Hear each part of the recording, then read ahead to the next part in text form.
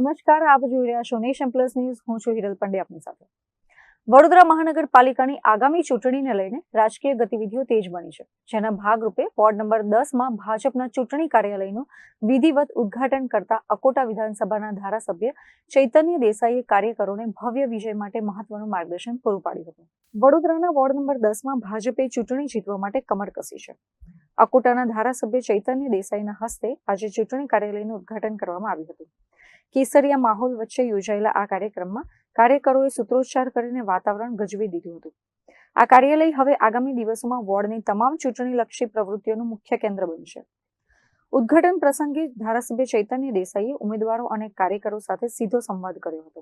તેમણે જણાવ્યું હતું કે પક્ષની વિચારધારા અને સરકારે કરેલા વિકાસના કાર્યોને લઈને જનતાની વચ્ચે જવાનું છે.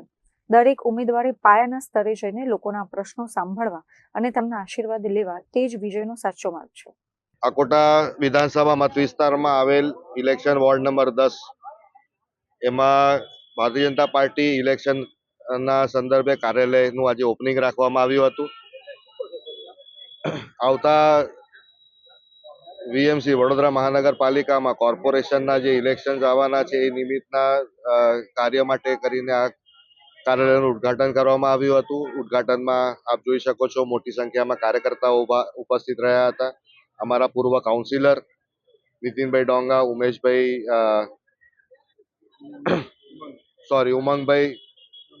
બ્રહ્મભટ્ટ, અવનીબેન સ્ટેમ્પવાલા અને લીલાબેન મકવાણા સાથે વોર્ડના પ્રમુખ અક્ષયભાઈ, એમના સાથે મહામંત્રી બ્રિજેશભાઈ અને જનકભાઈ એ પણ ઉપસ્થિત રહ્યા હતા.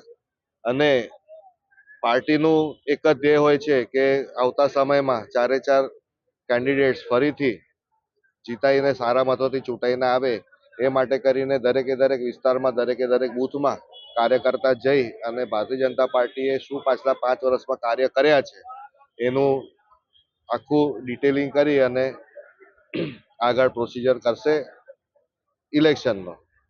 આમ કાર્યકર્તાઓ તો જેને પોતાના સેન્સીસ આપી આવ્યા છે, જે અમારા નિરીક્ષક આવ્યા હતા એમની સમક્ષ, પરંતુ હવે પ્રજાના લેવા કાર્યકર્તા પહોંચે.